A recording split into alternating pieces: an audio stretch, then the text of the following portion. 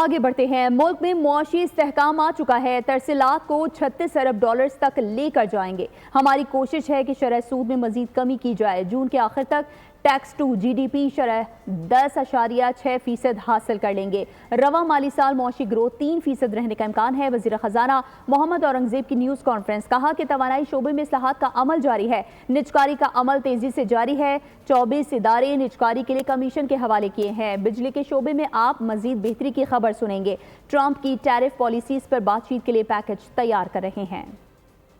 آئے ہیں پچھلے 3 سے 4 مہینے میں۔ Economic growth prospects have gone up to 83%. If we stay on this trajectory, تو انشاءاللہ we'll get to about $36 billion or thereabouts of annual remittance flows in this country, which would be an all-time high. بار بات ہوتی ہے کہ عام آدمی میں کی زندگی میں کیا فرق آیا ہے، and I think that is a very critical question، اور یہ گورنمنٹ کی رسپانسبلٹی ہے۔ ہماری رسپانسبلٹی ہے کہ یہ جو انفلیشن میں کمی آئی ہے اس کو ہم پاس آن کریں۔ کرپٹو والی ہم نے ڈسکشن آگے ہم لے کر جا رہے ہیں، لے کے کیوں گئے ہیں، رائٹ؟ اس میں کافی we have to proceed with caution, because کافی اس پہ لوگوں کی جو ہے ریزرویشنز رہی ہیں ان دا پاسٹ۔